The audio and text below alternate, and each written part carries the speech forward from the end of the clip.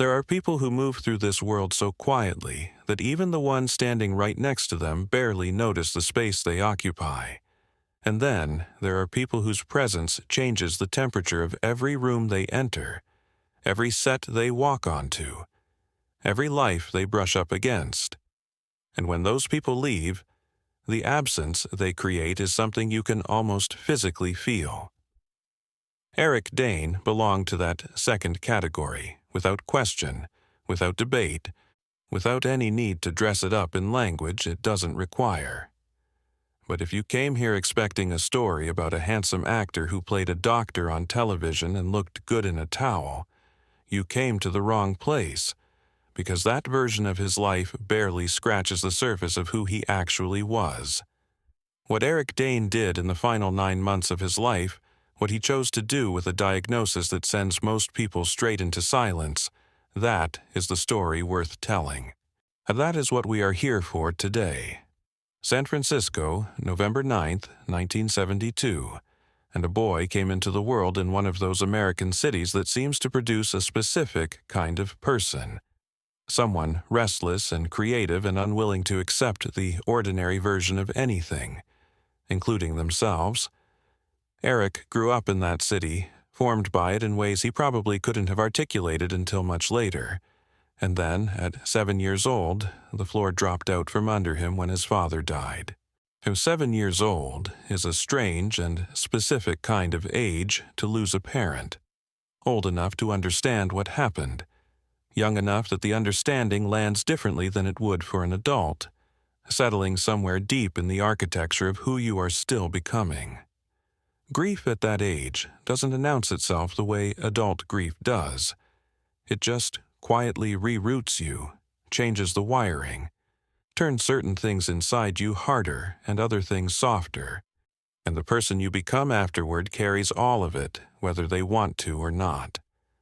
The version of Eric Dane who fought through years of rejection in Hollywood, who kept showing up to auditions that went nowhere, who refused to quit when the rational choice was to quit. That person was built in part by what happened to a 7-year-old boy in San Francisco who had to learn too early that the world doesn't always hold you the way it should. The 1990s were a grind, and that word doesn't fully cover it, but it comes closest. Small roles arrived occasionally, brief appearances in productions bigger than his part in them, moments on The Wonder Years and Roseanne that got him experience without getting him recognized. The audition to call back to silence pipeline that breaks most people who enter it chewed through those years steadily, and the thing about that kind of slow professional rejection is that it compounds, each no adding weight to the next, and until the question stops being about any specific role and starts being about whether you belong in the business at all. Eric kept showing up. That sounds simple when written down, but it represents hundreds of individual decisions to try again, to prepare again, to believe again in something the industry hadn't yet confirmed. None of those years are visible in the final version of his career, which is exactly the problem with how we understand success. We see the outcome and skip the decade of invisible effort that made it possible.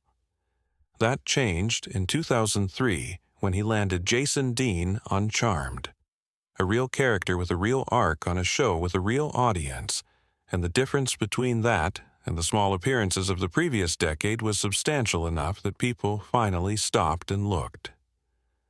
There was craft underneath the confidence he brought to that role, something working beneath the surface that casual viewers might have attributed to his physical presence alone, but that directors and casting people recognized as actual skill, the kind that doesn't come from being tall and attractive, but from years of doing the work in rooms nobody was watching. The industry's whisper network, which runs more efficiently than most formal hiring processes, started carrying his name in a new way, and the conversation shifted from "this guy is around" to "this guy is going somewhere." Grey's Anatomy was already a phenomenon by the time Eric Dane entered its orbit, a show that had established itself across demographics and time zones with the specific kind of pull that only comes when writing, and performance and timing all collide at exactly the right moment. And Shonda Rhimes had built something that felt genuinely human in all its mess and contradiction. Doctor. Mark Sloan arrived as a guest spot, which is to say he arrived with no guarantees, no automatic path to more, just a character and a few scenes and whatever he could do with them. And then came the bathroom. The towel, the moment that the internet, still young and not yet fully aware of its own power, turned into a phenomenon almost faster than the network could process what was happening. Fan mail flooded in within days, and within weeks, the math of guest spot versus series regular had become impossible to ignore, because the audience had decided something, and audiences, when they decide something with that kind of collective certainty, are not easily argued with. He became a series regular. The audience gave him a name: McSteamy. What nobody expected, or maybe what nobody bothered to ask about, was how Eric actually felt about that nickname. And the answer he gave when asked was more honest than most celebrities allow themselves to be about the machinery of their own fame. It might have been the third time he'd said his own nickname out loud, he admitted, because something about it bothered him. The reduction of a complex person into a single, flattering shorthand. The way it made everything he'd worked to build as an actor secondary to a moment involving a towel and a strategically angled camera. But here's the thing. He didn't turn that discomfort into bitterness, didn't publicly distance himself from the people who use the name with obvious affection, didn't make it a thing. He sat with the feeling, acknowledged what was real about it, recognized the love behind the label, and moved forward as a working actor who had more to prove and more to do than one viral moment could contain. 7 seasons of Grey's Anatomy followed, 145 episodes, and the impact ran deep enough that Seattle Grace Hospital was eventually renamed Gray Sloan Memorial Hospital, within the show's own narrative. A fictional institution rechristened because of how completely a character he created had become woven into what the show meant. Patrick Dempsey, who shared scenes with him for years and knew what he brought to the work, called him the funniest man on set, someone whose presence made the whole production better by making everyone in it laugh when the emotional weight of the material would otherwise have become unbearable. Kim Raver described a specific quality she noticed. A twinkle he'd get right before delivering a line with perfect comedic timing that would floor everyone in the room. And the consistency of that testimony across multiple people who worked with him across different years is the kind of evidence that tells you something real about who a person actually was when the cameras weren't rolling. His character's exit from Grey's Anatomy came in 2012, written off in the dramatic fashion the show had always favored. But by then, the work was finished and the mark was permanent. And Eric had already started moving toward the kind of roles that would require something different from him. The Last Ship gave him new territory. Film work stretched him in other directions. And then, in 2019, HBO offered him Cal Jacobs in Euphoria, a character so far removed from Mark Sloan that the casting itself read as a statement about what he was capable of and what he was willing to risk. Cal Jacobs carried a secret life, a suppressed identity, a marriage built on concealment, and a relationship with his son that had curdled into something painful and complicated and very human in its damage. Playing that character required going to places that charm and physical presence cannot reach, and Eric went there without hesitation, finding in Cal Jacobs a kind of truth that critics noticed immediately, calling his performance layered in ways that reframed how people understood what he could do. 5 seasons of that character, 5 seasons of choosing the harder, a less comfortable version of his career over the version that would have been easier and safer and considerably less interesting. Rebecca Gayheart came into his life before the Grey's Anatomy era fully took hold, and their marriage in 2004 produced 2 daughters, Billy Beatrice and Georgia Geraldine, who became by every account the organizing principle around which his entire interior life arranged itself. Alyssa Milano, who had worked with him on Charmed and knew him across years, wrote after his death about a specific thing she'd noticed: the way his voice changed when he talked about Rebecca and the girls, an involuntary shift in register that happens when a person accidentally reveals what they love most. The marriage moved through difficulty and separation, and a filed divorce, and then, without reverting to what it had been before, became something else, something familial rather than romantic. A chosen relationship between two people who had decided that what they'd built together mattered more than the category it fit into. Rebecca spoke about this directly after his death, without sentimentality, and what she described was a love that had changed shape but never stopped being real, and a commitment that proved itself not in the easy years, but in the final ones, when she showed up and stayed. April 2025. And Eric Dane made a statement to People magazine that reframed everything that would come after it. ALS, amyotrophic lateral sclerosis, the disease that had claimed Lou Gehrig, a diagnosis that most people receive and then carry privately into a smaller and smaller life, retreating from public view while the disease does what it does. His response to receiving that diagnosis was not to retreat. He said he had always been an open book, that this felt like something he was compelled to share, that worrying about what people would think registered to him as a non-issue, and then he said the sentence that stayed with people long after everything else faded: not to be overly morbid, but if I'm going out, I'm going to go out helping somebody. 9 words that contained a complete philosophy, a finished answer to the question of what a person does when they have nothing left to protect and everything left to give. What followed those 9 months between April 2025 and February 2026 was not a public figure managing his decline. It was an advocate working at full capacity on borrowed time. Washington, D.C. received him alongside the nonprofit I Am ALS, where he sat in rooms with people who controlled research funding and made the case for why that funding needed to change. The goal he set publicly was $1 billion for ALS research, not a number chosen for its achievability, but for its honesty about the scale of what the disease demanded.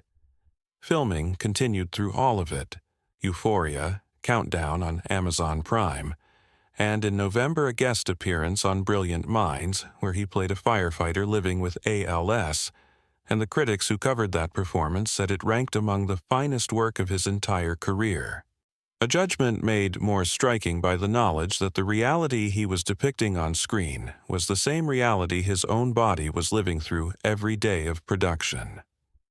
February 19, 2026, his family released a statement, and the words they chose to describe his final days were the same words he would have chosen: surrounded by dear friends, his devoted wife, his 2 daughters who were the center of his world. He was 53 years old. The tributes that followed came from the people who had actually known him, and they aligned in a way that felt less like coordinated remembrance and more like independent confirmation of the same true thing. Shonda Rhimes wrote that working with him had been an honor, and that being his friend had been a gift. Patrick Dempsey spoke about joy, about laughter, about the way the whole energy of a set shifted when Eric walked onto it.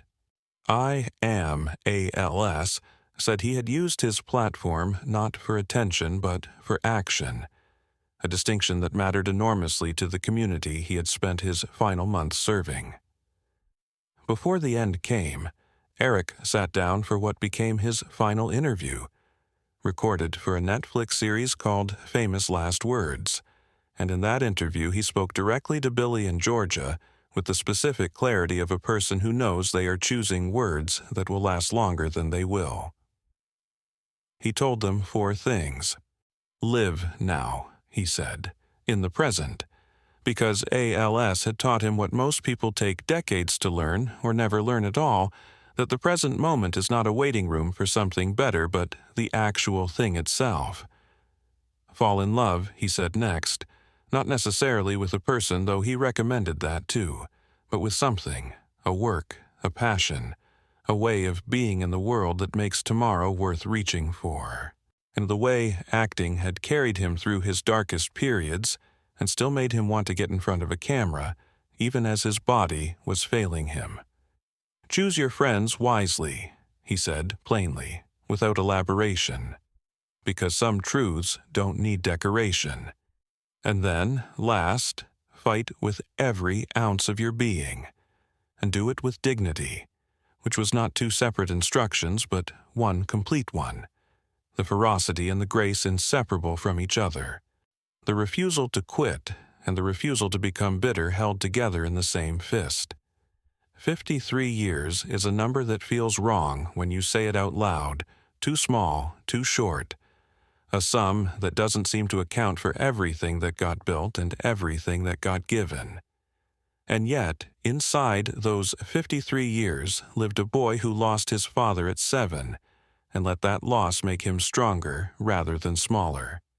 An actor who spent a decade in obscurity doing invisible work before anyone validated it.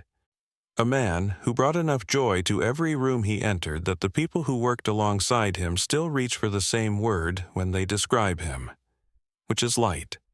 A father who loved his daughters with the kind of whole-self commitment that made his voice change when he talked about them. And a person who faced a terminal diagnosis and immediately began looking for ways to make it useful to someone else.